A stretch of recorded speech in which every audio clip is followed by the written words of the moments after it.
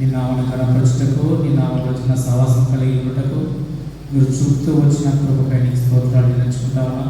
ప్రభా ఆటల్లో మేమేర్పరచబడతా వచ్చినారు ప్రభా, నీకు నీకు స్తోత్రాలు అటువంటి వందనములు.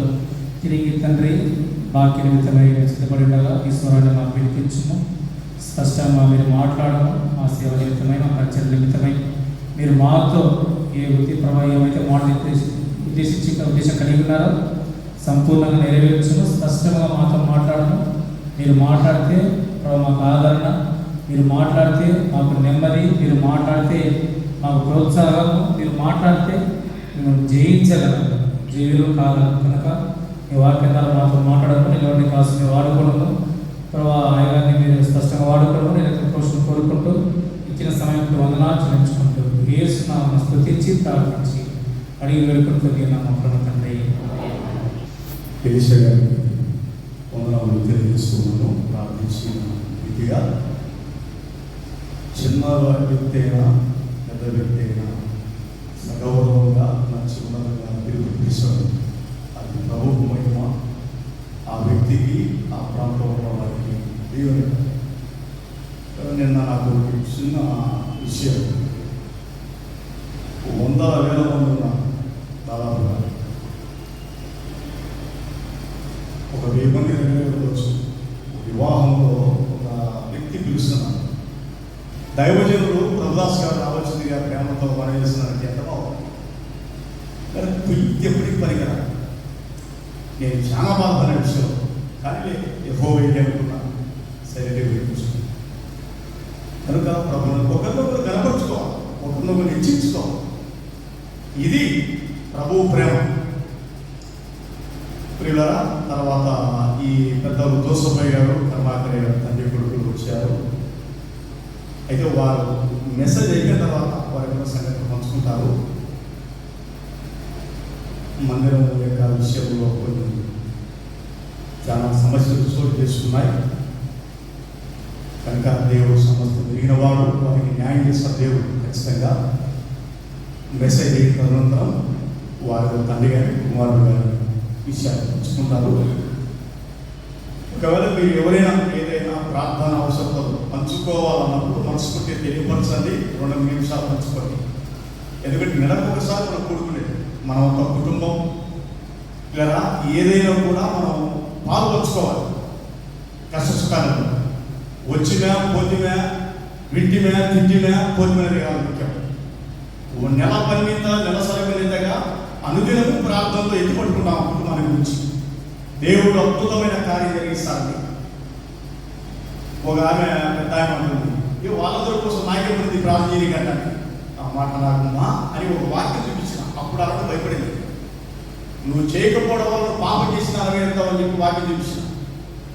అవుగదేం చేయగలే. కాబట్టి ఒకరితో ప్రార్థన చేసుకోవడం వల్ల ప్రార్థన బలమైంది. ప్రార్థన అద్భుతమైన కార్యాలు దేవుడు చేసిన సమయంలో పెద్దలు దేవదాసు, సొంతలిన్య, తాళపత్రి, పట్టణం, అనంతపురం జిల్లా, అలాగే కొండాపురం మండలం, దత్తాపురం ఆయా ప్రాంతాల్లో పరిచయించినటువంటి దైవజనుడు దేవదాస గారికి ఈ సమయాన్ని అప్పగించారు.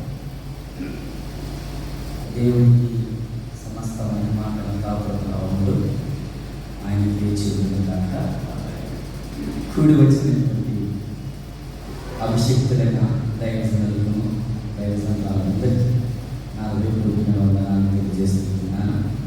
ఇటు అవకాశాన్ని కల్పించినటువంటి మన కమిటీ ప్రెసిడెంట్ గారికి, అధ్యక్షుల వారికి, నాయకులుగా ఉన్నటువంటి వారికి కూడా నా హృదయపూర్వకమైన వందనాలు తెలియజేస్తూ, మన అన్నగారు చెప్పినట్టుగా ఉన్న పాటలో వచ్చింది నాకు ఈ అవకాశం. ఇక్కడికి వచ్చిన తర్వాత వాక్యం చెప్పమని సరే, నా జీవితంలో ఒకటి నేర్చుకున్నాను. అంటే నష్టపోయినాను, నష్టపోయిన తర్వాత తెలుసుకున్నాను. ఏంటి అంటే వచ్చిన అవకాశాన్ని నువ్వు పోగొట్టుకున్నవద్దు ఇప్పటి నుంచి అని దేవుడు గత 2 సంవత్సరాలకు నాతో మాట్లాడారు. మరి తాడపత్రి పట్టణానికి మొట్టమొదటిగా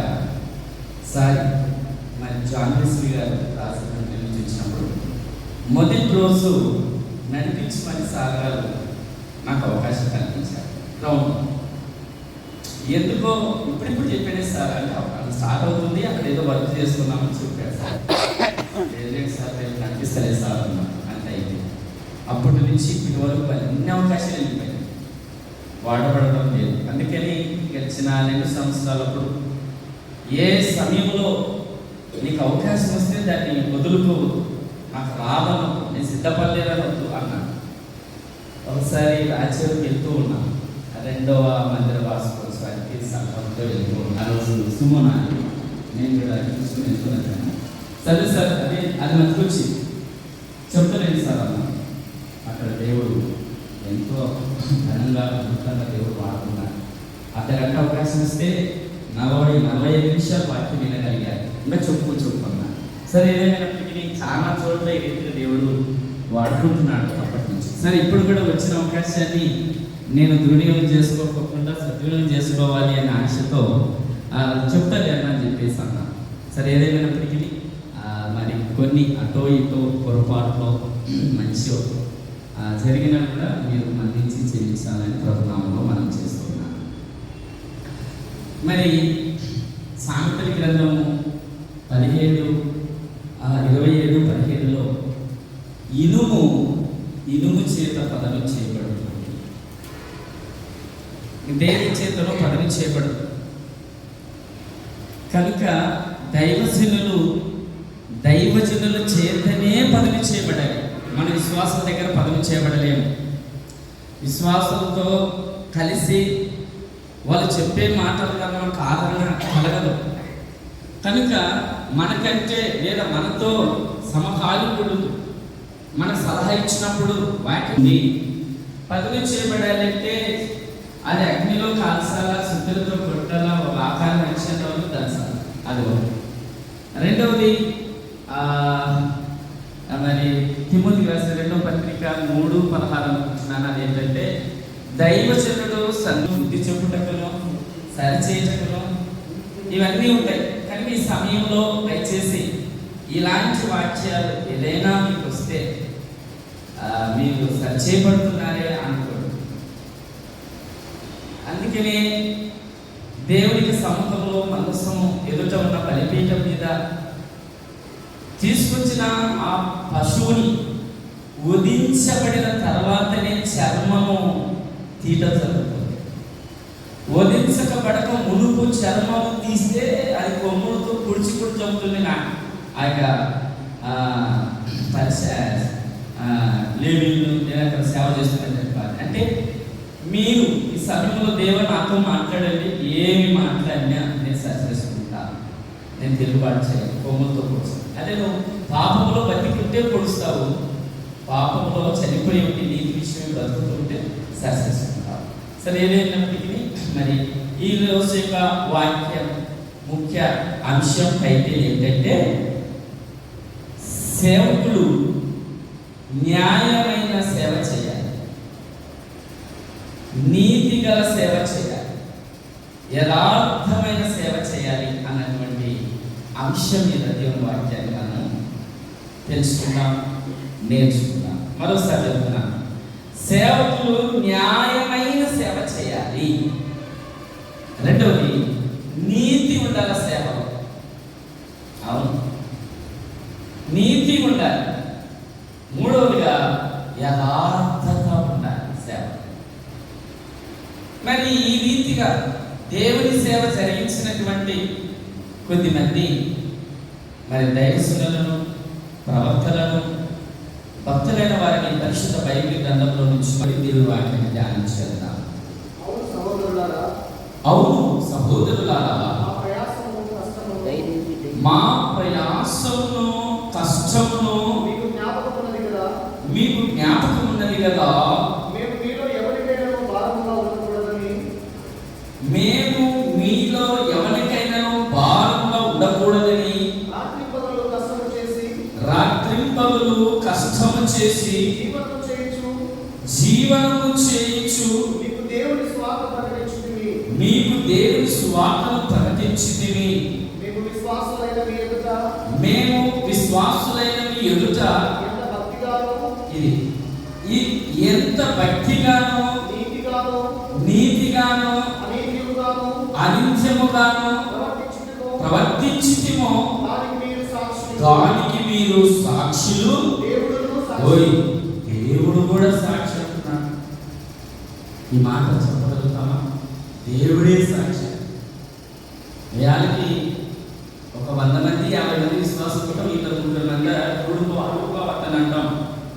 ఒక 3-10 మంది దగ్గర వేయాలి మనకు సాక్ష్యం చెప్పుకోవచ్చు, కానీ అందరి దగ్గర ఉంటుందంటే అది కష్టతరమైనటువంటి. కానీ అపోస్తలుడైన పౌలు అంటున్నాడు, దేవుడే నాకు సాక్షి. మేము ఎంత నీతిగాను న్యాయముగాను అనిత్యముగాను అంటే యథార్థముగాను మీ ఎదుట మేము ఎలా సేవ చేసిందో అది మీకు తెలియదు అని అంటున్నాను. సరే, ఈరోజు ఒక 3-4 భక్తుల్ని మనము ఇలాంటి సేవ చేసినటువంటి వారిని తెలుసుకుందాం. ఆ రీతిగా మనం కూడా నడుచుకోవడానికి ప్రయత్నం చేద్దాం. ఆ రీతిగా ముందుకు కొనసాగుతాం. మొట్టమొదటిగా అపోస్తలుడైనటువంటి పౌలు గురించి తెలుసుకుందాం. అపోస్తలుల కార్యములు 20వ అధ్యాయం 33వ వచనాన్ని చదువుకుందాం.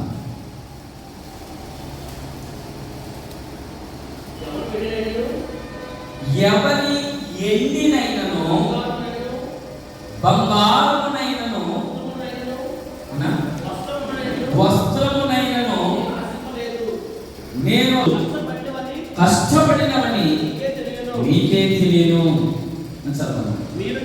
మీరును ఇలా ప్రయాసపడి బలహీనులను సంరక్షింపవలనని పుచ్చుకొనుట కంటే ఇచ్చుట ధన్యమని ప్రభువైన యేసు చెప్పిన మాటలు జ్ఞాపకం చేసుకొనవలని అన్ని విషయములలో మీకు మాదిరి చూపితినని చెప్పాను.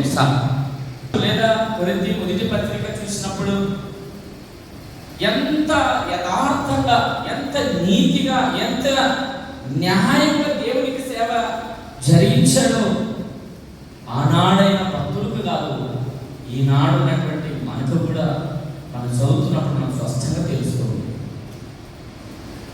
అంతేకాదు, దేవుని ఎదుట దేవుడే నాకు సాక్షి అని అంటూ ఉన్నాడు.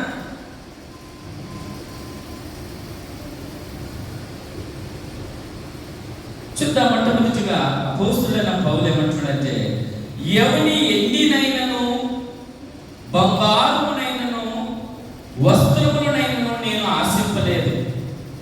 నా అవసరముల నిమిత్తమును నాతో ఉన్న వారి నిమిత్తము ఈ నా చేతులు కష్టపడి పనిచేసి మీ మధ్య స్వార్థను ప్రకటించి బలహీనులను బలపరిచి మాట బలహీనులను సంరక్షించాలి. వాస్తవం నీకు జరిగినప్పుడు అంటే కొద్దిమంది ఏమనుకుంటారంటే సేవకుడు అంటే ఫుల్ టైం పరిచర్య, హాఫ్ టైం పరిచర్య. కొద్దిమంది ఏమనుకుంటారు హాఫ్ టైం పరిచర్య కాదనుకునే వాళ్ళు ఉన్నారు. నేను అంటాను, ఫుల్ టైం పరిచర్య చేస్తూ నీకు ఏదైనా సేవలో జరగనప్పుడు, ఇబ్బందులు కలిగినప్పుడు, కష్టం కలిగినప్పుడు, పేదరికము అవడం లేని సమయంలో నీవు అన్యాయము, మోసము, దగ, ఇతరుల ఎండి బంగారం వస్త్రములు వారి గృహంలో కనబడింది నువ్వు ఆశించి సేవ చేసే పాపము చేసేదానికంటే జరగనప్పుడు కష్టపడి పనిచేసి యథార్థంగా నీతిగా న్యాయంగా సేవ చేయటము న్యాయమని నేను తెలుసుకున్నాను. ఆ నిర్ణయం చేసుకున్నాను. ఎందుకంటే చూద్దామని మరి దేశంలో మొదటి పత్రిక 2వ అధ్యాయం 10 వచ్చినాము 9-10 అక్కడ చదువుతుంది. అవును సహోదరులారా, మా ప్రయాసము కష్టమును మీకు జ్ఞాపకం ఉన్నది కదా. మేము మీలో ఎవరికైనా భారముగా అది అన్నమాట. అది నువ్వు పదే ఒక విశ్వాసాన్ని ఒత్తిడి చేసినప్పుడు, అతని నుంచి మనం బలత్కారంగా లాగాలనుకున్నప్పుడు, వారి చెదిరిపోతారు, వారు విశ్వాసం నుంచి తొలగిపోతారు, ఈ సంఘం నుంచి దూరమవుతారు, దేవునికి దూరం అయిపోతారు. ఎప్పుడైతే వారు సంఘం నుంచి దూరం అయిపోయారు, ఎక్కడ కట్టబడలేదు వాళ్ళు. కనుక నిన్ను నన్ను మనందరినీ దేవుడు ఎందుకు అభిషేకించి తన ఉన్నతమైనటువంటి ఈ పరిచర్యను, దేవదూతలకు లేని పరిచర్యను దేవుడు మనకు అప్పచెప్పాడు. అంతేకాదు అపోస్తల కార్యం 28వ అధ్యాయంలో ఏమవుతున్న మాట ఏంటంటే, తన స్వరక్తమిచ్చి కొన్న సంఘం మీద మనల్ని అధికారంగా ఉంచాడు. మరి ఇంకా మనం వచ్చి చూసినట్లయితే గృహ నిర్వాహకులుగా, ఆ ఇంటి మీద గృహ నిర్వాహకులుగా మనల్ని ఎన్నుకొని ఉంటున్నాడు. కనుక ఒక యజమానుడు మేనేజర్కి తన యొక్క వ్యాపార లావాదేవీలన్నింటినీ అప్పచెప్పించాడు. న్యాయం చేసినప్పుడు అతన్ని ఉంచుకుంటాడు. అన్యాయం ఎక్కడైనా కనపడిస్తే ఆ ఉద్యోగం నుంచి తీసేస్తాడు. దేవుడు తన యొక్క సంఘం మీద, కుటుంబం మీద మనకు అధికారం ఇస్తే మనము కూడా అపోస్తలుడైనటువంటి పౌలు చేసిన రీతిలో పరిచర్యను చేయాలి. భారంగా ఉంటాయో మరి ఇప్పుడు నాకు ఇంట్లో జరగటం లేదు, పరిచర్య జరగటం లేదు, ఇంకో దగ్గర జరగటం లేదు, ఏమి చేయాలా మనకి ఏం ఆలోచన వస్తాయంటే, ఇక ఎవరో మీద పడదాం, ఏదో కథలు చెప్పేద్దాం, ఏదో చెప్పి లాగుదాం. నో, నేను కొన్ని రెఫరెన్స్ చూపిస్తాను ఈ విషయంలో.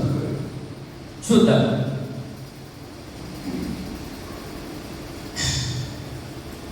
రెండవ దశలోకి రాసిన పత్రిక చూద్దాం కొన్ని అంశాలు అపోస్తలుడైన పౌలు గురించి.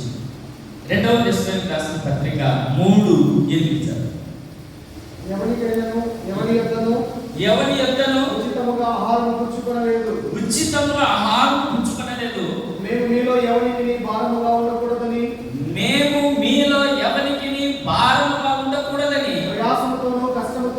ప్రయాసముతోనూ కష్టముతోనూ రాత్రింబగలు పని చేయించు జీవనము చేసి నేనంటే వాస్తవమే.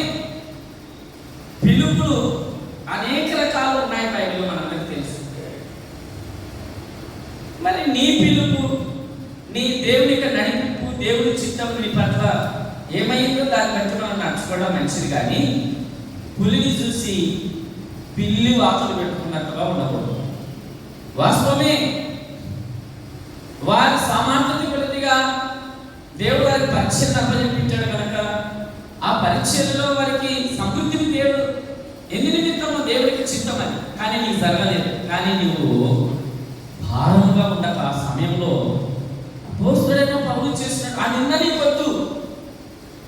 అందుకనే చూడండి, చదవండి తిమోతి రాసిన పత్రికలో చూద్దాము. నింద అంటే మనకు వచ్చింది కనుక తిమోతి 3వ అధ్యాయము మొదటి వచ్చిన 2వ వచనం చూద్దాం. ఎవడైనా అధ్యక్ష పదవిని ఆశించిన విడలా అచ్చివాడు గొడ్డ పనిని అపేక్షించుచున్నాడు అన్న మాట నమ్మదగినది. అధ్యక్షుడకు వాడు నింద. ఏదో భాషలో కొన్ని వరాలు కలిగిన దైవజనులు కొన్ని ఇళ్ళకి వెళ్ళి, అమ్మా నేను రాత్రి ప్రార్థన చేస్తుంటే దేవుడు బయలుపరిచాడు, మీ ఇంటికి పొమ్మన్నాడు, మీకు 10,000 ఇవ్వమని చెప్పినాడు, మీరు ఇస్తే మీకు ఆశీర్వాదం, ఇకపోతే శాపం అని చెప్పిన వాళ్ళు కూడా ఉన్నారు. నో, మరి నీకు చూపించిన ఆ దర్శనం లేదా ప్రవచనము ఆ ఎదుటి వారికి తెలిసింది కదా. నువ్వు వెళ్ళి అడిగే వాళ్ళకు కూడా దేవుడు మాట్లాడేది కదా. ఆనాడు అలాగే చేసినట్టే. సరే, కనుక ఎవరికి నీ భారంగా ఉండకూడదు, ఎవరి యొక్క ఆహారం పుచ్చుకొనలేదు. చూద్దాం. ఇంకా దశలోనికి రాసిన మొదటి పత్రిక 2:3 చదవండి. 2వ అధ్యాయం 3వ వచనం. ఏలయనగా మా బోధ కపటమైనది కాదు.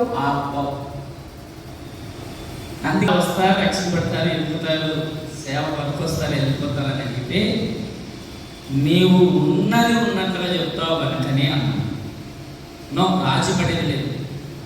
వేళ మధ్యలో కుమారుడు చాలా కష్టమైంది, సేవ చేయలేకపోతున్నాను నేను అనుకున్నాను. వేళ కష్టపడి పని చేస్తేనే సేవ చేద్దాంలే, అని. కానీ పాపమును కప్పిపెట్టి పాపములో ఉంటూ అని వచ్చి సంఘంలో మరి వాక్యం వింటూ ఉన్నప్పుడు లేదు మందిరానికి వస్తున్నారని వారు ఎక్కడ ఉన్నది ఉన్నట్లు చెప్తే పాపము గురించి ఎత్తి చూపితే వాళ్ళ బలహీనతను ఎత్తి చూపితే వాళ్ళు ఎక్కడ చర్చికి రారో అన్నటువంటి విధానంలో పాపమును కప్పిపెట్టి చెప్పే వాక్యం అక్కడ బలిపీఠం మీద మనకు ఉన్నాం. దేవుడు చూస్తూ ఉంటాడు. చూడండికనే నా చదవండి, కపటము లేని కపటమైనది కాదు, అపవిత్రమైనది కాదు. వాక్యం కూడా అపవిత్రతుంటారండి. ఇంటికి వచ్చి నిలబడిన తర్వాత ఒక్కొరికి ఒక రకం, వాళ్ళ ఫ్రెండ్ని అయితే మెచ్చుకునేది, ఫ్రెండ్ దాంట్లోనేమో దూషించేది. కపటముది, అపవిత్రమైన వాక్యం అది అందరికీ సమానమే. మోసయుక్తమైనది కాదు కానీ, మోసపూరితమైనది కాదు కానీ మాకు అప్పగించుటకు. చూడండి, నిశ్చయం చెప్పి ఇప్పుడు అన్నగారు ఒక మాట అన్నాడు, చిన్నోళ్ళైనా పెద్దోళ్ళనైనా గౌరవించాలి. చాలా విధమైన మాట. నిజమే, నువ్వు వినలేదనుకో దెబ్బ మీద దెబ్బ కొట్టి, గోడ దెబ్బ, చెంప దెబ్బలు కొట్టి నేర్పిస్తాడు నీకు. నీ గర్వం అహంకారం అనిగేంత వరకు నీ శరీరంలో రోగాలు పెట్టి నువ్వు గర్వించి దుర్వీగంగా అంచిపడేస్తాడు. వద్దు, గర్వం తీసేస్తాడు. నేను అంటాను, ఏ విచారకండి ఘోరమైన పాపం గర్వం. ఎవరి మీద అతిశయపడవద్దు. ఏ విషయంలో అతిశయపడదు. అతిశయపడ్డావా, గర్వపడ్డావా? అందుకేనంట అపోస్తలుడైన పౌలు ఏమంటున్నాడు, నాకు కలిగిన ప్రత్యక్షతలు ఎక్క ఉన్నాయి, దానివల్ల నేను ఏమైనా విరిగిపోతానేమని చెప్పి నేను విరిగిపోతున్నట్లుగా దేవుడు నా శరీరంలో ఒక్క ముళ్ళు పెట్టాను. అది సాతాను పూర్తిగా నువ్వు ఎప్పుడైతే ఎక్కడ పడతావో అప్పుడు పొడుచుకుంటా అప్ప నేను అందుకే ఏమంటున్నానంటే దైవస్థుడు నేను నిలబడి మరి అన్ని అనుభవాలతోనే చెప్తున్నాను. నిజమే, వాస్తవం. నీకేదో గర్వం ఉండొచ్చు, నీ సంఘం పెద్దదని గర్వం ఉండొచ్చు, నువ్వు మందిరం కట్టావని గర్వం ఉండొచ్చు, వాక్యం బాగా చెప్తావని గర్వం ఉండొచ్చు, బాగా పాటలు పడతానని గర్వం ఉండొచ్చు, నీకు దగ్గర డబ్బు ఉందని గర్వించవచ్చు. నో, నీవు ప్రభువునందే గౌరవపడు, ప్రభువునందే అతిశయపడు అంటాడు. ఏ విషయంలో ఏది దాని అంటాడు, ఇతరులు అయితే తన గుర్రములను రథములను బట్టి అతిశయపడతారు, కానీ మనమైతే మన దేవుడైన యెహోవాను బట్టి అతిశయ. దేవా నాకు స్థితిని ఇచ్చినందుకు నీ స్తోత్రం. అంతేగాని నువ్వా ఏమన్నా అన్ని రోజులు వేసి ఇంకా చర్చి కట్టలేదు, నేను కట్టేసిన నో వద్దు అమ్మా, అది గర్వం వద్దు. ఆయన పిలిపేరుతో నీకేలా దేవుడు అతను ఏ మార్గంలో నడుపుతాడో నీకెందుకు? దేవుడు నీకు ఆశీర్వదిస్తుంటే నువ్వు సంతోషించు. మన ఒకసారి స్టీల్ ప్లాంట్లో పనికి ఎక్కించాను. పనికి ఎక్కిస్తే రెండో రోజు వెళ్ళి అయ్యగారు మధ్యాహ్నం పూజ చేసింది అన్న టైంలో చేసి, అయ్యా పని లేదయ్యా, పని చేసేదే లేదయ్యా, వీళ్ళంతా వృద్ధిగా అంటే వ్యర్థంగా జీతాలు తీసుకుంటున్నారా, డబ్బులు తీసుకు ఏమన్నా కష్టపడతా ఉందా? వాళ్ళకు సుఖమైతే నువ్వు సుఖంగా ఉండు, వాళ్ళు పని చేయకుండా అందరూ ఉన్నారంటే నువ్వు అలా ఉండు. లేకపోతే నువ్వేమైనా హుషారుగా పనిచేసి ఫ్యాక్టరీలోనే పని తొలగి చేసి తీసుకుంటావా? నీకు అలా నువ్వును అందరితో పాటుగా అంటే ఒక్కరు పని చేయలేరు కదండి. అక్కడ ఎలా క్రమం ఉంటే క్రమం. సరే, మనం కూడా దేవుడు నిన్ను ఆస్వాదిస్తున్నాడు, సభ అభివృద్ధి అవుతుంది, ఆర్థికంగా అభివృద్ధి అవుతున్నాం, సంతోషించు, దేవుని స్తుతించు. అట్లేదు ఇట్లా రావద్దు. ఎట్లా ఎదగని వాళ్ళని వైపు చూడొద్దు. నువ్వు 20 ఏళ్ళు వచ్చినా 10 మందే ఉండొచ్చు, అతిశయపడు, గర్వించు. గర్వపడితే ఉన్నది చూసిపోతాడు, మీరు కూడా తీసేస్తారు. ఏ విషయం దేవాన్ని తీసుకొస్తారు. సేవకు వచ్చినప్పుడు సంవత్సరాలప్పుడు ఇప్పటికీ అలాగే కొనసాగుతున్న పేదరికంలోనే కడపలో బయట ట్రైనింగ్ చేసిన మార్చి యూదర్ సంఘంలో. అక్కడి నుంచి అక్కడ 2 సంవత్సరాలు చేసిన తర్వాత మళ్ళా గుంటూరులో 2 సంవత్సరాలు. దాంట్లోనే మన దామయ్య గారికి డాక్టర్ ఇచ్చేసాను. నేను మధ్యలో డ్రాప్ అయిపోయాను. అక్కడ ఒక సేవకుడు ఉండి, అన్న సార్ గురించి చెప్పాడు. అక్కడ ఒక 10-12 మంది పోతుండేవాళ్ళు పాట గురించి సేవకుడు. నాకు సార్ గారు సంస్థ తీసిచ్చారమ్మా అని చెప్పాడు. అందరి మధ్యలో చెప్పితే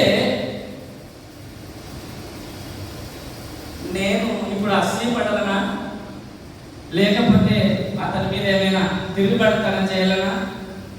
ఏం చేశాను? అతడు యోగ్యుడు. ఆ సమయంలో దేవుని చిత్తము నిజం నాకంటే మొదటి ఆస్తులు అతనికే ఉంది. దేవానికి స్తోత్రాలు, నీ దాసునికి ఆ సంస్థ ఇప్పించినందుకు నీ స్తోత్రాలు అని చెప్పి సంతోషపడ్డా. ఒక సంవత్సరం తర్వాత ఆయనకి సంశిష్టం ఇప్పించిన ఆ వ్యక్తి నాకు చర్చి స్థలం ఇచ్చారు. దేవుని స్తోత్రం కనుక వాళ్ళు ఎదుగుతుంటే మనం నష్టపడాల్సిన అవసరం లేదు. దాన్ని మనం సరి చేసుకోవాలి. నన్నింటికి దేవుడు అభివృద్ధి పరిచయం విస్తరింపచేయదు. దాన్ని బట్టి సరే ఏదేమైనప్పటికీ ఎలా పోతుంటే మరి నెలలో అంటే దినాలు కూడా కలుస్తుంది వాక్యం ఇలా కొనసాగడానికి. సరే, నా బోధ కపటమైనది కాదు, మోసమైనది అపవిత్రమైనది కాదు. చూసుకోవాలి మనం దేవుడి సముఖంలో నిలబడినప్పుడు, వాక్యాన్ని ఇక్కడ వచ్చి నిలబడినప్పుడు చాలా జాగ్రత్తగా వాక్యం. సరిపోయిన వాళ్ళకి ఒక రకమైన వాక్యం, సరిపోయిన వాళ్ళకి ఒక రకం ఏమొస్తుంది. దేవుడి మీద ఏం మాట్లాడుతుందో కంటిన్యూషన్ చేస్తే చాలా మంచిది. సరే, ఇంకా చూద్దాం. 2:4 సువార్త మాకు అప్పగించడం. అదే 1 దశలోని 2:4 చదవండి. సువార్త మాకు అప్పగించుటకు యోగ్యులమని దేవుడు మన ఎంచబడి. దేవుని స్తోత్రం కలుగుతుందా? నీ పరిచర్య, నీ వాక్యం చెప్తున్నప్పుడు, ప్రార్థిస్తున్నప్పుడు కేవలము దేవుణ్ణి సంతోషపెట్టేదిగా ఉండాలి. సౌలు ఎవరు సంతోషపెట్టాడు?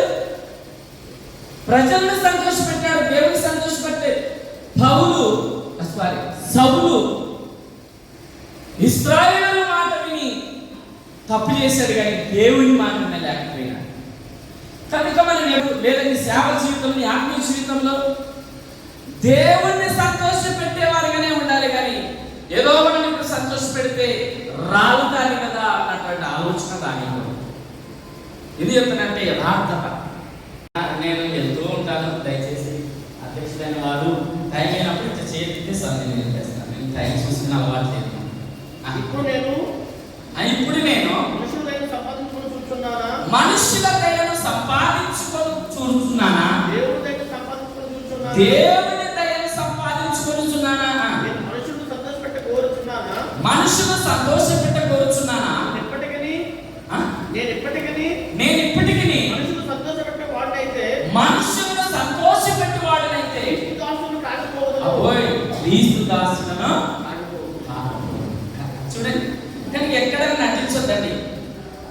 ఏ విషయం ఉన్నది ఉన్నట్టుగా, ఏదైనా ఉన్నది ఉన్నట్టు తప్పు చేసింది ఈ తప్పుని నువ్వు చేసావమ్మా అంటే, సహోదరుడు నువ్వు చేసావంటే ఎక్కడ నాకు దూరం అయిపోతాడో, ఎక్కడ ఇవ్వడో,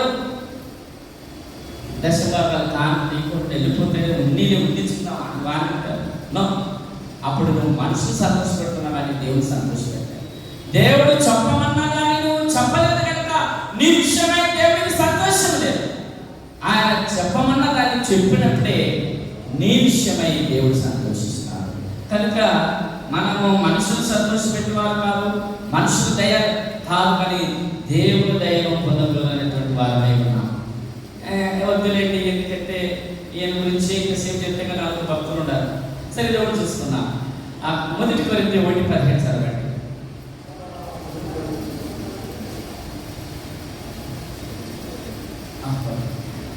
మొదటి కొరింథీ 1:15 చదవండి. 17 బాప్తిసం ఇచ్చుటకు క్రీస్తు నన్ను పంపలేదు, కానీ క్రీస్తు యొక్క శిలువ వ్యర్థము కాకుండానట్లు వాక్చాతుర్యము లేకుండా సువార్తను ప్రకటించుటకే. వాక్చాతుర్యము లేకుండా సువార్తను ప్రకటించుటకే ఆయన నన్ను పంపెను. జ్ఞాపకం చేసుకోండి. ఇది నాకు చాలా ఇష్టమైన మాట. కొద్దిమంది భూతకమైన మాటలు వాక్యంలో అబ్బోయ్ కొత్త కొత్త పదాలు కలిపి అవి ఏదేదో ఏమంటారంటే దాన్ని ఏమంటారంటే మన హిందువులు దాన్ని చదువుతారు కదా మంత్రాలు, దాన్ని ఏమంటారు శ్లోకమే కానీ అక్షరాలు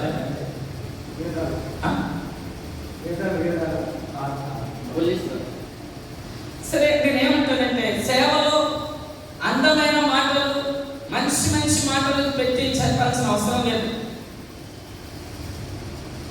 నువ్వు నిలబడినప్పుడు దేవుడు నీ నోటి నుంచి ఏమైతే మాట్లాడతాడో అదే మాట్లాడు. అందుకే అట్లాడిన వాక్ చాతుర్యముతో నిండు మాట్లాడమండి.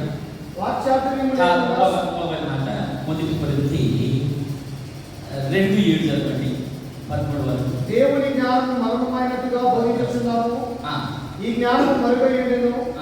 జగదుత్పత్తికి ముందుగానే దీనిని దేవుడు మన మహిమ నిమిత్తము నియమించెను. అది లోకాధికారంలో ఎవరికీ తెలియదు, అది వారికి తెలిసిందే కదా. సహోదరులారా, నేను మీ యొద్దకు వచ్చినప్పుడు వాక్ చాతుర్యముతోనైనను వాక్చాతుర్యముతో గాని అతిశయముతో గాని జ్ఞానాతిశయముతో కానీ దేవుని మర్మమును మీకు ప్రకటించుచు వచ్చిన వాడను తాను గుర్తుపెట్టుకోండి. ఇది నా సేవలో నేను నేర్చుకున్న ఏంటంటే ఎక్కడేం నిలబడ్డా ఆయన ఏం మాట్లాడతాడో అదే అంతే. లోకైన మరణాలు వచ్చి నిలబడి చెట్టు ఎట్లా పుట్టింది తెలుసా చూడండి, వృక్ష శాస్త్రం చెప్తా, ఆకాశ శాస్త్రం చెప్తా, ఏదో ఏ శాస్త్రం చెప్తే రక్షించబడతారండి చెప్పండి? శివుని కూర్చిన స్వార్థని చెప్పితే రక్షించబడతారు తప్ప ఆకాశం ఎట్లా పుట్టింది, భూమి ఎట్లా పుట్టింది, అది ఎట్లా పుట్టింది, దాని ద్వారా రక్షణ కలగదండి. క్రీస్తు శిలువను కూర్చున్నటువంటి స్వార్థ వలనే రక్షణ కలుగుతాయి. ఆ మాటలు నువ్వేమి నేర్చుకున్నావు? సారీ, నేను నాకు అందరికంటే గొప్పని చెప్పడం లేదు, నా వాక్యం ఇట్లనే ఉంటాను అన్నమాట. సంఘంలో ఇట్లా ఉంటుంది, బయట ఇట్లే ఉంటుంది. అందుకే దేవుడిని అడుగుతున్న దేవా ఇలాంటి కఠినమైన మాటలు నాకు తీసే దేవుని కూడా అడుగుతూ నాకు ఆనందం. లాస్ట్గా తీర్మానం, సరే మాట మార్చను, ఇలాంటి కపటమైన వాక్యము, మోసకరమైన వాక్యము, కుయుక్తి కలిగిన మాటలు నేను చెప్పను దేవా, ముఖ్య స్థితి కూడా నేను చేయలేదు. అట్లా నేను మాట్లాడదు మీరు ఉండేదే నువ్వు మార్పు చెందావా, మార్పు చెందావా, నీ హృదయంలో ఉన్నదే ఇతను పొగుడు గమనించు, కానీ ఈడ పొగిడి గమనించి బయట విన్న వాళ్ళ మీద గొడవతలనం నో, అది ముగిస్తుంది.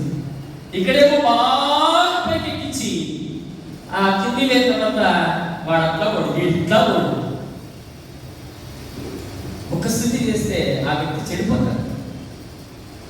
పైకి ఎక్కించి కింద కూడా పెట్టినట్లుంటారు. కనుక అట్లా కూడా మనం చేయడం దాగినట్టు నాకు స్థితి చేయటం రాదు, ఉన్నది నీ హృదయంలో ఉన్నదే మాట్లాడాలి. సరే, ఆ తర్వాత 4 విడతలు 2 కొరింథీ 4 అధ్యాయం 2వ వచనం. మరియు గృహ నిర్వాహకులలో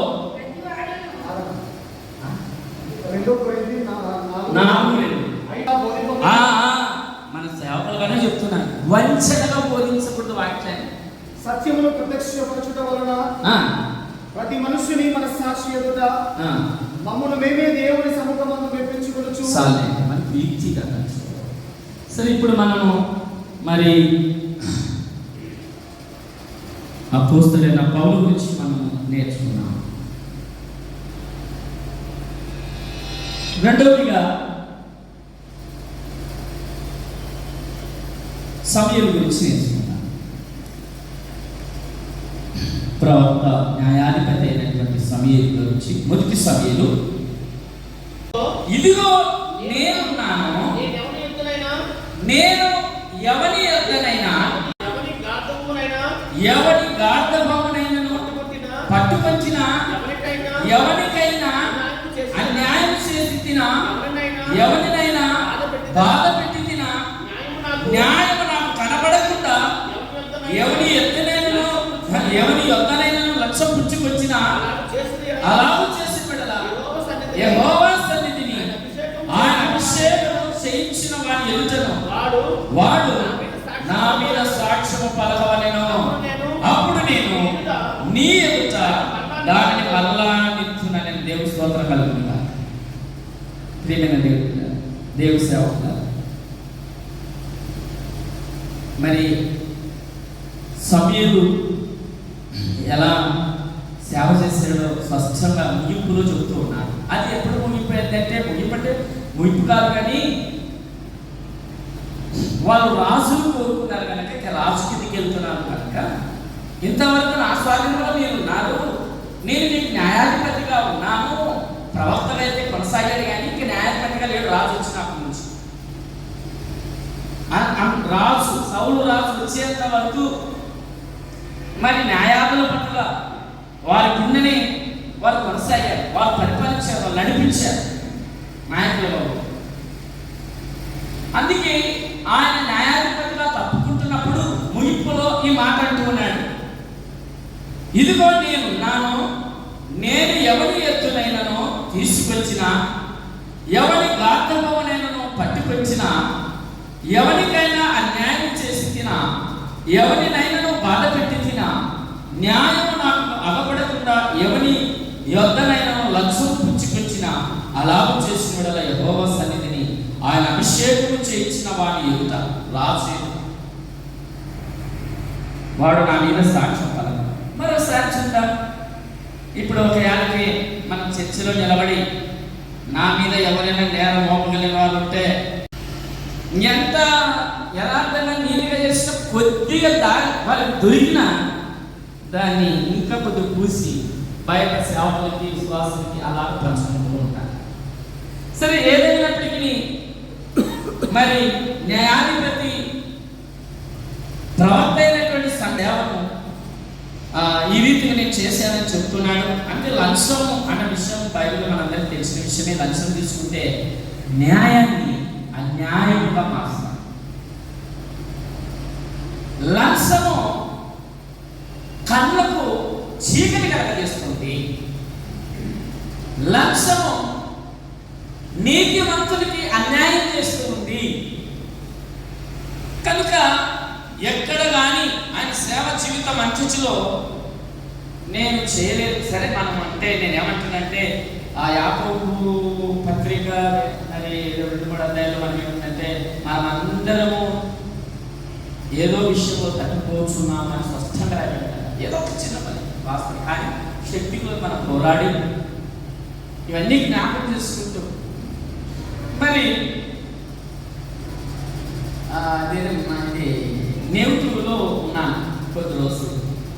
సేవ జీవితం అంతా ఎంత పోరాడినా ఏ మినిస్ట్రీ దొరకకపోతే లాస్ట్ ఖాళీ అయిన తర్వాత ఆ టైంలో నాకు నేవుటు మినిస్ట్రీ దొరికింది. దాంట్లో 3 సంవత్సరాలు అక్కడ అబద్ధాలు ఉన్నాయి, మోసం ఉంది.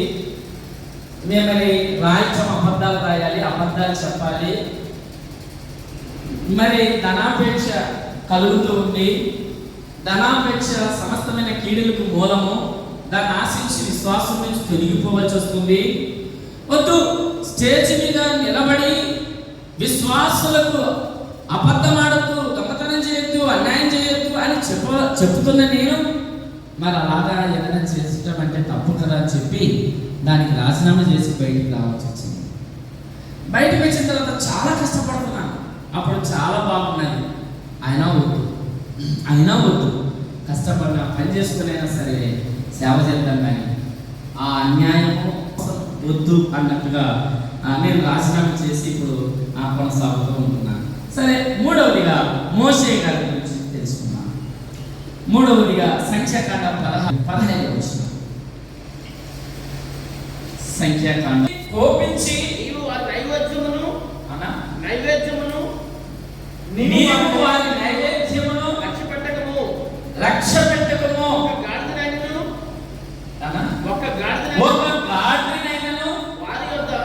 వారి యొద్ద తీసుకొనలేదు. నేను తీసుకొనలేదు. వారిలో ఎవరికైనాను నేను హాని చేయలేదని యెహోవాతో మనవి చేశాను. దేవునితోనే చెప్పగలిగాను. నేను తీసుకుంటే నాకు బుద్ధి బాగుంది. అందుకు మోషే మిక్కిలి కోపించి, నీవు వారి నైవేద్యము లక్ష్య పెట్టకము, ఒక్క గాడిదనైనను వారి యొద్ద నేను తీసుకొనలేదు, వారిలో ఎవరికి నేను హాని చేయలేదని యెహోవా యొద్ద మనవి చేశాను. ప్రియమైన దైవ సేవకులారా, మరి మన సేవలో కూడా ఇలాంటిగా మనం నీతి న్యాయము యథార్థంగా నడుచుకోవడానికి ఏదో మీరు అనుకోవచ్చు, ఏదో ఏదైనా ఎట్లా చెబుతున్నాడు అట్లా చెబుతున్నాడని. నా అనుభవం, నా హృదయంలో నుంచి వచ్చే ఆ మాటలే తప్ప కల్పించి కానీ లేని ఉన్నట్టుగా ఉన్నది లేనట్టుగా కప్పిపెట్టి చెప్పే మాటలు నా 30 సంవత్సరాలలో ఎప్పటికీ లేదు. అవును దేవుడు. సరే, అంటే మీరు మంచిదే బాగుంది అనుకుంటే నీకు ఆశీర్వాదం లేదని దాన్ని ఎదురు పెడితే అది మీ ఇష్టం. సరే, ఇక్కడ మనం గమనించినట్లయితే ఎన్ని నిమిత్తాలు ఇలా 8 తిరగబడ్డారు. 16వ అధ్యాయం 1 వచనం 2 వచనాలలో లేవి మునిమనుడును కహాతు మనుమడును కుమారుడకు కొరాహు రుబేనులలో ఏలియాబు కుమారులైన దాతాను అభిరాములను ఫెలేతు కుమారుడైన ఓనును యోచించుకొని ఇశ్రాయేలులో పేరు పొందిన సఖిలను సమాజ ప్రధానులైన 250 మందితో మోషేకు ఎదురుగా లేచి, మోషే అహరోనులకు విరోధముగా పోగుబడి, మీతో మాకిక పని లేదు, సమాజంలోనే ప్రతి వాడును పరిశుద్ధుడే. సరే, నేను ఇంకా కొన్ని విషయాలు చెప్పాల్సింది ఇక్కడే మిగిలిపోతే ఆ విషయాలు కూడా చెప్పలేకపోతాను కనుక త్వరగా మిగిలిపోతాను. సరే, వాళ్ళు తిరుగుబాటు చేశారండి. మన సంఘంలో కూడా కొద్దిమంది ఉంటారు. మొదటిగా రక్షపడతారు, సక్రమంగా క్రమంగా మందిరానికి వస్తారు, కొద్దిగా దేవుడి కృపను బట్టి ఆత్మ నడిపింపును బట్టి ఎదుగుతారు, వాక్యం చెప్పే స్థాయి వస్తుంది, వారు ప్రార్థన చేస్తే దర్శనాలు, స్వస్థతలు, లేకపోతే ప్రవచనాలు కలుగుతాయి, వారు వాక్యం చెప్పి ఇదంతా జరిగినప్పుడు వాళ్ళు కూడా మన నుంచి తిరుగుబాటు చేస్తారు. ఇంకా మన కుటుంబంలో మన పిల్లలు ఒక స్థాయికి వస్తే ఏ విధంగా తల్లిదండ్రుల నుంచి తిరుగుబాటు చేస్తారో, వ్యతిరేకిస్తారో. ఇప్పుడు ఆ కుమారుడు చెప్పింది కూడా కరెక్టే, నేను చెప్పింది తల్లిదండ్రులు మాట్లాడారు, ఇంకా వారి ఆలోచనే కరెక్ట్ అన్నట్లుగా నడుచుకుంటారు. అలా ఆత్మీయ జీవితంలో కూడా మన లక్ష్యమైన ఆత్మీయ కుమారుడు లాగా తిరుగుబాటు చేసే వాళ్ళు ఉంటారు. మరి మోషేదైతే అక్కడ అన్యాయం ఏమీ లేదు. నేను ఎవరికి హాని చేయలేదు, నేను ఎవరికి అన్యాయం చేయలేదు దేవా, వారి ప్రార్థన ఆలకించు ఇలా. సరే, ఏదేమైనా కూడా మన అనుదిన సేవా జీవితంలో, ఆత్మీయ జీవితంలో ఈ రీతిలో మనము ముందుకు సాగిపోదాం. 4వదిగా ఇవేం చాలా ఉన్నాయి. 4వదిగా ఏలీ కుమారులు గురించి, ఆ తర్వాత సమూయేలు కుమారుల గురించి చదువుకొని ముగిస్తాను. మొదటి సమూయేలు గ్రంథము 2వ అధ్యాయము 12వ వచనం. ఏలీ కుమారుడు మిక్కిలి దుర్మార్గులై ఉండిరి, జనుల విషయమై యాజకులు చేయించు వచ్చిన అదేమనగా ఎవడైనా బలి పశువును వధించిన మీదట మాంసము ఉడుకుచుండగా యాజకుని పనివాడు 3 ముండ్ల కొక్కిని తీసుకొని వచ్చి గొలుసులో గాని కపాలలో గాని గూడలో గాని కుండలో గాని అది ఉంచినప్పుడు ఆ కొక్కి చేత బయటకు వచ్చిన రంతియు యాజకుడు తన కొరకు తీసుకున్నారు. కానీ వారు ఏం చేశారంటే పచ్చిది ఇంకా కింద కోసుకున్నాకనే క్రొవ్వు కలిగినటువంటి మాంసం అంతా కూడా తీసుకుని వెళ్తుంటారు. అందుకని 17వ వచనం, అందువలన జనులు యెహోవాకు నైవేద్యము చేయనియందు అసహ్యపడుటకు ఆ యవన వారి పాపము యెహోవా సన్నిధిని బహుగా గొప్పగా ఆయన. వీళ్ళు దేవుని ఎరగనటువంటి వారు. నేను ఇక్కడ మరి నాకు పిల్లలు కుమారుతుంది, మీ అందరికీ కుమార్తెలు ఉంటారు. నిజంగా శిలోహులో ఉన్నటువంటి మందిరంలో ఏలి యాజకుడై ఉన్నాడు, దేవుడి సముఖంలో జీవిస్తున్నాడు, న్యాయాధిపతిగా ఉన్నాడు. కానీ తన కుటుంబము వారిని న్యాయంలో నడిపించలేకపోయినాడు, భక్తిలో నడిపించలేకపోయినాడు, నీతిలో వారు యెహోవాను ఎరగలవారు. అందుకే చూద్దాము, దేవుని సేవకు డిగ్రీలు అవసరం లేదు. నా కొడుకు డిగ్రీ చదివాడు, ఎంబీ చదివాడు, వాడి సేవ అంత వరకు దేవుడులా ఏమిలే, చదువు చర్చిలా, ఆదివారంలే, పరిచర్లే, ఎప్పుడు పరిచయం తీసుకునేదిలే. చదువు అయిపోయిన తర్వాత ఇప్పుడు సేవకు నో. ఏం సేవ చేస్తున్నాడు? దేవుడికి కావాల్సిన చదువు కాదు, ఏం కాదు, హృదయ శుద్ధి కావాలా, ఆయన ఆజ్ఞానుసారంగా జీవించేది కావాలా. డిగ్రీలు కావాల్సింది, ఇంగ్లీష్ కావాల్సింది. దాని నిమిత్తమై వాళ్ళని అక్కడ పంపిస్తే వాళ్ళు మొత్తం లోకంలోనే సాతాను బిడ్డలుగా బ్రతుకుతారు. అలాంటి వారిని తీసుకొచ్చి ఇప్పుడు నా వయసు అయిపోయింది, నా కొడుకు నన్ను సేవకుని పెడదామంటే వాడు చేసే పనులన్నీ ఇట్లా తప్పుడు పనులు ఉంటాయి. దేవుని ఎరగడ కనుక ఇంకా చూద్దాం. ఇంకా చూడండి 22 వచ్చింది చదవండి. 2:22. ఏలి బహుమతుడాయను ఇశ్రాయేలులకు తన కుమారులు చేసిన కార్యములన్నీ వారు ప్రత్యక్షపు గుడారము యొక్క ద్వారము దగ్గరకు సేవ చేయుటకు వచ్చిన స్త్రీలతో సేవించుటయు మాట చెవిని పడగా వారిని పిలిచినను. అంత ఏం చేస్తారు? జరిగిన తర్వాత మొక్కై ఉంది, మానే ఒకటి, మొక్కై ఒకటి మాన. వాడు పాపములో మానైపోయినాడండి, వాడు వంగడండి. ఇప్పుడు వంగడు కనుక నేను నా యొక్క బిడ్డల పెంపకంలో మాత్రం మీరందరూ నా ఖాళీ ఉన్నప్పుడు కూడా నలుగురు స్కూటర్లోనే ఉన్నా. ఈ రోజు కూడా ఫ్యామిలీతోనే పరిచయం చేస్తారు, సింగిల్గా ఎక్కడికి పో. నా ఫ్యామిలీ అక్కడికే నాకు అంతే ఉంటాయి. దేవుని మాట అంటే గొప్పని చెప్పడం లేదు, కానీ నా శక్తి కలదుగా నాకు తెలియకోకుండా ఇప్పటికీ నా పిల్లలు కడప మాట దాటి బయటకు పోకూడదు. ఒకరు 18 ఒకరు 16. నాకు తెలియకోకుండా ఈ రోజు ఏ విషయంలో నా వాటిని దాటి బయట పెట్టకూడదు. అంటే ఏదైనా ఇంట్లో మాటలు తేడస్తే ఖచ్చితంగా కొడతాను, ఇప్పటికీ కొడతాను. ఆ వయసు వచ్చినా కొడతా ఇప్పటికీ. నేను మా విశ్వాసం మీద అడిగినా చెప్తాను. ఈ రోజుకి బెల్ట్ తెగి కుంటలైతాయి, ఇప్పుడు బెల్ట్ లేకుండా వచ్చిన కుంటలైతాయి. అంటే చిన్న పొరపాటు ఎక్కడైనా ఒప్పుకునే లేదు, అసలు రాజు పడే ప్రసక్తే లేదు. ఏ విషయంలో ఎంతటికైనా తెగిస్తా ఆ విషయంలో. ఎందుకంటే మన పిల్లలు అందుకే ఒక మాట చదవండి రండి. అదే మొదటి తిమోతి రాసిన పత్రిక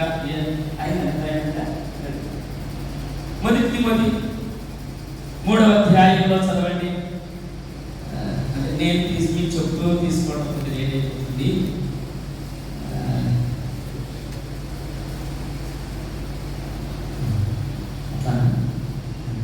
4వ వచనం. సంపూర్ణ మాన్యత కలిగి తన పిల్లలను స్వాధీనపరచుకొనుచు తన ఇంటి వారిని బాగుగా ఏలువాడనై ఉండవలెను. ఎవరైనా తన ఇంటి వారిని ఏలలేకపోయిన విడల అతడు దేవుని సంఘమునే పాలిస్తాడండి. కనుక ఏలి అలాగ చేయలేకపోయినాడు. అందుకనే వయసు వచ్చింది, లాభం ఎత్తున్నాడు, పెద్ద చదువు చదివినాడు, ఇప్పుడు సేవకులు ఇద్దామని చేసే పనులన్నీ ఇట్లా ఉంటాయి. భక్తి లేదు, దేవుడు ఎరగని వారు. చదువు వచ్చి బయట చదివినంత మాత్రాన్ని సేవలు రాదు. అందుకే కాదు మీ పిల్లలు చిన్నగా ఉంటే, అందుకే నన్ను చాలా మంది దేవసేనలు నీకు ఏమీ లేదు కదా హాస్టల్లో ఇస్తామని చెప్పారు. No hostel. నేను హాస్టల్లో పుట్టి పెరిగి చెడిపోయి భయంకరమైన పాటనైనా చెప్పి తెచ్చుకొని నేను హాస్టల్ ఫ్రెండ్స్ ఏడైతే నా స్వాధీనంలో ఉంటారు, అక్కడ లోక సాతానుసారంలోకి వెళ్ళిపోతారు. స్నేహితులు ఎలాంటి వాళ్ళో తెలియదు అని చెప్పి చదువు లేకపోయినా పర్వాలేదు, భక్తి విశ్వాసాలు పరిశుద్ధతలు ఎదిగితే చాలని చెప్పి ఈ రోజుకి కానీ ఇంట్లోనే పెట్టుకొని చదివించుకుంటూ ఉన్న గవర్నమెంట్ ఆ స్కూల్లో నో చదువు. ఇంజనీర్ అయ్యాడు, తాగి బతుకుతూ ఉంటే ఇంజనీర్ దుఃఖంతులో పడేసి ఇంజనీర్ కాలేదు, ఏం కాలేదు, నీటి బతుకుతున్నాడు, చెట్టు కింద బతుకు. ఆ పూట కప్పులు నెమ్మది, సమాధానము, ఆనందం ఉన్నాయి. దేవుడి లేని జీవితము అది మన పిల్లలకి ఇచ్చే ఆశలు కాదండి. అందుకని నాకు తెనాల్లో ఒక దైవస్థుడు వేరే చోటుకు వచ్చి నా పిల్లలకి నేను ఈ ఆస్తిని దాచిపెట్టాను, ఈ ఆస్తిలో వాళ్ళని పెంచుతున్నాను అన్నాడు. ఇదే సంపాదించే వాళ్ళకి వస్తారు, దీంట్లోనే వాళ్ళని పెంచుతూ ఉన్నాను. సరే ఏదైనప్పటికీ కనుక ఏలి చేసినటువంటి విధానంలో తమ కుమారులు చనిపోయారు. మరి సరే వాళ్ళు సేవకులుగా ఉన్నారు, యాజకులుగా పనిచేస్తున్నారు. ఈరోజు నీవు నేను మనమందరం కూడా ఆయన ఉన్నతమైనటువంటి సేవను మనకు అప్పచెప్పాడు. తన ఇంటికి అధికారిగా పెట్టాడు, గృహభాగులుగా మనల్ని ఏర్పాటు చేశాడు. మేది చాలా మంచిగా మనం పరిపాలన చేయగలగాలి. మనము కూడా వచ్చే స్త్రీలతో వచ్చే పురుషులు లేదా ఏదో పొరపాటు బలహీనతలు లేకుండా ఈ యొక్క వాక్యాన్ని బట్టి నీతి, న్యాయం, యథార్థతతో దేవుని సేవలు మనం జరిగిద్దాం. మరి ఆఖరిగా చెప్పేది ముగిస్తాను. అదేంటంటే లాస్ట్ మాట 1 సమూయేలు మాట నుంచి తెలుసుకొని ముగిస్తాను. 1 సమూయేలు 8 అధ్యాయం 1 నుంచి ఆరంభించాలి. సమూయేలు వృద్ధుడైనప్పుడు ఆయన ఏది వృద్ధుడైనాడు, ఈయన కూడా వృద్ధుడైనాడు. తన కుమారుడు ఇశ్రాయేలీయుల మీద న్యాయాధిపతులుగా నియమించెను. అతని జ్యేష్ఠ కుమారుని పేరు ఏబేలు, రెండవ వాడి పేరు అబియా. వీరు బెయేర్షెబాలో న్యాయాధిపతులుగా ఉండేది. అతని కుమారుడు అతని ప్రవర్తనను అనుసరింపబోయి ధనాపేక్షులై లంచములు పుచ్చుకొని న్యాయమును తిప్పివేయగా ఇశ్రాయేలీయుల పెద్దలందరూ కూడి రామాలో సమూయేలు యొద్దకు వచ్చి చిత్తగించుము నీవు. ఇక్కడ లంచము పుచ్చుకోవడం, ధనాపేక్ష కలిగిన వారే. అందుకనే నిజంగా తీర్పు రాసిన పత్రికలు కూడా ఉంటాయి, చూద్దాం. స్మార్ట్ తీర్పు రాసిన పత్రిక మంచి విషయాలు, దైవజనులకి అవసరమైన మాటలే. ఎక్కడ ఏ వాక్యం చెప్పాలో మనం ఆ వాక్యమే చెప్పాలి. సేవకుల మధ్య విశ్వాసం సంబంధించిన వాక్యం చెప్పకూడదు, విశ్వాసుల మధ్య దైవజనులకు సంబంధించిన వాక్యం చెప్పకూడదు. బర్త్డేలో మరణం గురించి కానీ, మరణశైలిలో బర్త్డే సందేశాలు కానీ ఇవ్వకూడదు. ఏ సమయానుకూలమైనటువంటి సందేశాలని మనం ఇస్తూ రావాలి. అది చదవండి. తీర్పు రాసిన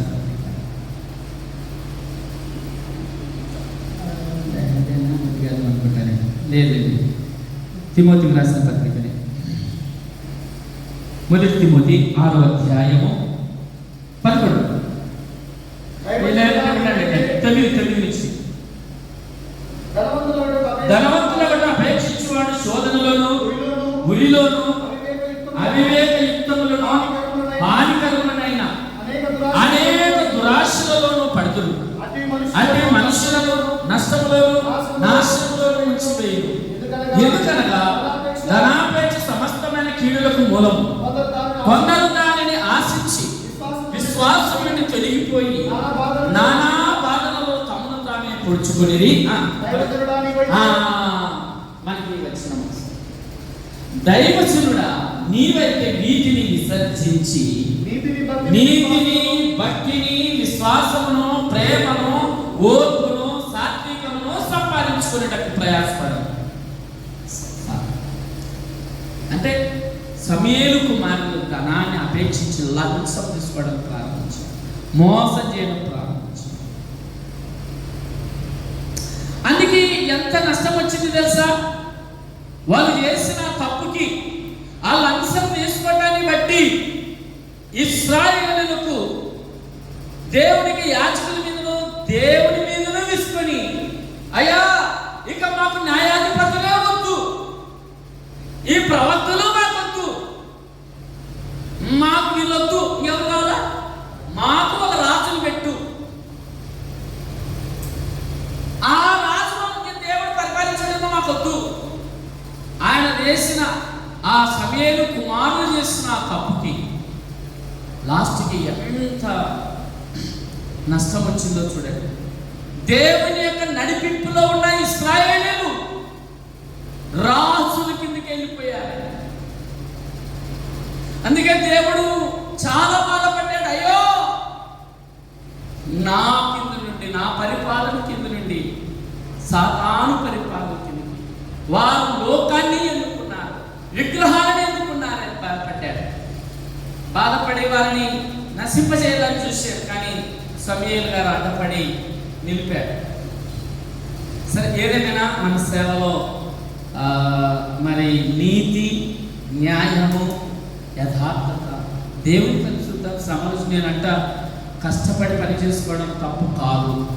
నో, నువ్వు కుయికి అపవిత్రమైన వాక్యము, కపటమైన వాక్యాలు చెప్పుకుంటా లేనిపోయివని చెప్పి అంతప్పుడు దర్శనాలు, ప్రవచనాలు చెప్పే ఎడాట్లు అది పాపం కదా. నేనంట ఆ టైంలో నీకు జరగకపోతే అందుకే నువ్వు తప్పేమి లేదు. అయ్యో, ఒకసారి సేవకు వచ్చినా, ఫుల్ టైం సేవకు వచ్చినా, ఏమైనా పని చేయను, మోసాలని చేసి బతుకుతా, అబద్ధాలని చేసి బతుకుతా, వ్యభిచారాలని చేసి ఏదో మోసగించి బతుకుతా. నో, పని చేయాలకంటే న్యాయమే. వీటన్నిటికంటే న్యాయం. దేవుడు ఎక్కడైనా పని చేసుకుని బతికేదని తప్పన్నాడా, మోసం అన్నాడా, నరకానికి వెళ్తారన్నాడా? నో, ఇంకా చెప్పేవారు నేను క్రీస్తు మనుషులు సంతోష పెట్టుకోవడమైతే, మనుషులు దయను కోరువాడమైతే, ముఖస్థుతి చేయవాడమైతే, కుయుక్తితో వాక్యం చెప్పేవాడమైతే, అపవిత్రమైన వాక్యం చెప్పేవాడమైతే నేను క్రీస్తు దాసులను కాను. నో, ఎల్లు కష్టపడదు చెయ్యి. అపోస్తలుడైన పౌలు అన్నాడండి. ఆయన ఏమంటాడు, మిగతా 12 మంది లేదా 11 మంది సేవకులు శిష్యులాగా మేము కూడా మీ ఇళ్ళల్లో వచ్చి తినే అధికారం మాకు లేదా?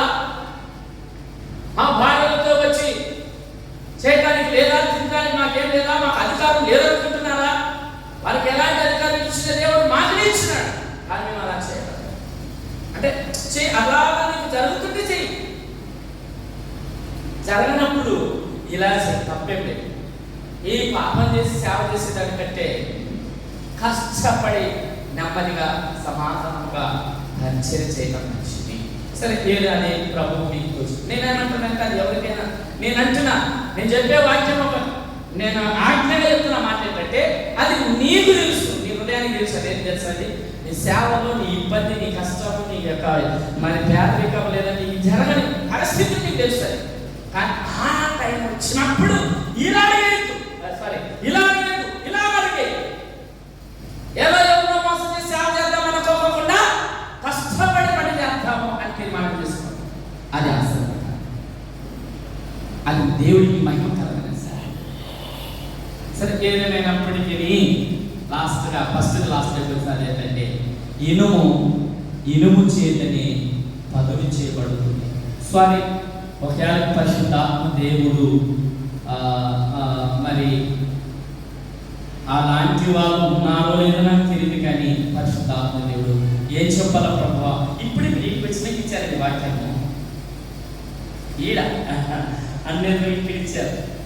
నో, అవకాశం పోగొట్టుకోవద్దా అని చెప్పాడు దేవుడు. మీరు ప్రసంగాలు చేయమంటే ఇట్లా చేస్తారండి, 3 ప్రసంగాలు ఇక్కడ నిలబడి ఈ వాక్యాన్ని మళ్ళీ మధ్యాహ్నం చూడవద్దని. సరే, ఏదైనా ఇది మాట్లాడడం నేను ఏదో సరించాలని సారీ, దైవజనుడు సన్నద్ధుడై ప్రతి సత్కార్యములకు పూర్ణంగా సిద్ధపడి ఉన్నట్లు దైవావేశము వలన కలిగిన ప్రతి లేఖనము ఉపదేశించుటకును, ఖండించుటకును, తప్పుదిద్దుటకును, నీతి యందు శిక్షణ చేయుటకును ప్రయోజనకరమై ఉన్నది. ఇందును బట్టి ఈ వాక్యాన్ని బట్టి ఒక యాలకి ఖండించాను, మరి మిమ్మల్ని గద్దించాను, బాధ పెట్టాను, లేదా అంత నాకే తెలిసినట్టుగా చెప్పాను, సారీ, అది మన్నించండి. వాస్తవమే. పెద్ద సేవకుడు ఎవడు తెలుసా? కాళ్ళతో పనులు చెప్పేవాడు పెద్దోడు, పెద్ద దేవుడు. ఏదో అద్దె వేసుకొని వచ్చి అంటే అయ్యోడు పెద్దోడు. మనకి దేవుడు అది నేర్పలేదు, తగ్గించుకుని లేదు. ఎప్పటికీ 30 సంవత్సరాలు అంటే 30 సంవత్సరాల దేవుడి వాక్యాన్ని బోధించబడ్డాడు. నేను విశ్వాసంగా ఉన్నప్పుడే ఊరు త్యాగం నేర్చుకొని ఊరు వెళ్ళి సేవ చేశాను. నేను తిరగని ఊళ్ళు లేవు. ఇప్పుడు అబ్జెక్షన్ ఉంది కనుక వెళ్ళలేకపోతున్నాను. సరే, ఏదైనా పరిశుద్ధాత్మ మాట్లాడిన మాటలు నీతోనే మాట్లాడింది. ఇక్కడ చేసుకో, ఎక్కడ సమయం ఇదే, అనుకూల సమయం ఇదే. ఎవరన్నా స్వామి మన్నించండి అని చెప్పేసి మనమంతా నిజం పరిశుద్ధులని అక్షిప్తులని ఎందుకు దేవుడు అన్నమాట. ఎవరు నేను అంటలేదు. ఒక్క మాట చూపిస్తున్నాను. యాకోబు పత్రిక 2వ అధ్యాయం 3వ అధ్యాయం 2వ వచనం. యాకోబు పత్రిక 3వ అధ్యాయం మొదటి వచనం 2వ వచనం. నా సహోదరులారా, బోధకులమైన మనల్ని మరి కఠినమైన తీర్పు పొందులమని తెలుసుకుని మీలో అనేకులు బోధకులుగా కాకుడి. అనేక విషయములలో మనమందరము తప్పిపోతున్నాం. ఎవడైనా మనమందరం నేను కూడా. అందుకనే వాక్యము రెండంచులు గల ఖడ్గం. నాతో కూడా నన్ను నడుపుతుందిడా, నన్ను కోరుతుంది, మిమ్మల్ని కోరుతుంది, మిమ్మల్ని నడుపుతుంది, నన్ను నడుపుతుంది. వాక్యం రెండంచులు గల ఖడ్గం. అది ఒకవైపే కాదు. నాతో కూడా మాట్లాడుతున్నాడు దేవుడు. తెలిసినప్పుడు వాస్తవం బలిపీఠం మీద అదే ఎక్కడ నిలబడతారో దేవుడి సరిదే కనుక వాస్తవం అనేక విషయాలు నాకు కూడా దేవుడు కూర్చుతూ మాట్లాడుతూ వస్తున్నాడు. మరి మీతో కూడా మాట్లాడుతున్నాడని నేను ఆశిస్తూ ఉన్నాను. మాట్లాడాను, ఇది దేవుడి చిత్తమేనని, ఆయన ఉద్దేశం బట్టే మాట్లాడాడని నేను ఆశిస్తూ ఈ ప్రకారంగా మనందరం కూడా నడుచుకుంటూ నీతి, న్యాయం, యథార్థత కలిగిన పరిచయాలు మనం ముందు కొనసాగాలి. అవును ప్రియ దేవుడు పెట్టారా, మీరు ఎన్నుకొని దేవుడు నన్ను కూడా ఎన్నుకొని మీతో మాట్లాడుతున్నాను. ఆ రీతిగా మనం సర్చ్ చేసుకొని దేవుని పరిచయంలో దేవునికి మహిమకరమైనటువంటి పరిచయంలో మనం ముందుకు పోదాం, అభివృద్ధి పొంది తీసుకుంటాం. అటు కృప పరిశుద్ధాత్మ దేవుడు మనందరికీ అనుగ్రహించును గాక. ఆమేన్. సంగతి అందించిన దేవుని దాసులకు వందనములు తెలియజేస్తున్న అంశము సేవకులు న్యాయమైనది చేయాలని ఉద్దేశించుకోవాలి. నేను సైకి చేయకపోతే గంటలు చెప్పేది కావున 8 గంటలే అనుభవం కావున చాలా సంతోషం. ప్రభుత్వం కదా దేవుడి యొక్క వాక్యం పరిపు కొరకు మోసమందరి యొక్క దైవజనుడు ప్రార్థన చేస్తారు. దేవుడి యొక్క వాక్యం ఈ నవంబర్ మాసంలో మొట్టమొదటి తారీఖు ఉదయకాలం నుంచి ఇంతవరకు సహవాసమైన స్థానంలో మీకు సమకూర్చినందుకై మీకు స్తోత్రాలు చెల్లిస్తున్నాం. ఇంతవరకు మీ సన్నిధిని అనుభవించే వాక్యాన్ని మీరు మాటలు చేసినందుకై మీకు స్తోత్రాలు చెల్లిస్తున్నాం. మీ సన్నిధికి వచ్చినటువంటి సేవకులైనటువంటి మాటలతో మీ పక్షముగా మీరు అవసరం లెక్కలో పెట్టుకొని ఇంతవరకు మీరు మాట్లాడినటువంటి ప్రతి మాట కొరకే మీకు స్తోత్రాలు చెల్లిస్తున్నాం. ఆ మాటలన్నిటిని కూడా మా సేవా పరీక్షలలో ప్రయోజనకరమయ్యేటట్లుగా మా అందరి వినికిడిలో మీరు స్థిరపరచమని వేడుకుంటున్నాను తండ్రి. నీకు స్తోత్రం. ఆ దిశగానైనా మేమందరము కలిసి ఐక్యతతో మీ పని చేసే వాక్యాన్ని మీరు మా కలుగు చేస్తున్నందుకై నీకు స్తోత్రాలు చెల్లిస్తున్నాను తండ్రి. ఇంతవరకు మీ మాటలు అందించినటువంటి మీ సేవకులను ఇంకనూ మీరు బలపరచండి. మీ ఆత్మశక్తితో మీరు నింపండి. నైనా అనేక ప్రాంతాలలో మీరు నైనా సాధనముగా మీరు వాడుకోనమని వేడుకుంటున్నాను తండ్రి. నీకు స్తోత్రం. వారి పరిచయం వేడుకుంటున్నాను. విద్యల ప్రతి మాట కూడా మా అందరి వినికిడిలో మీరు ఫలభరితంగా మార్చి ఆశీర్వదించమని యేసునామమున తండ్రి. ఆమేన్.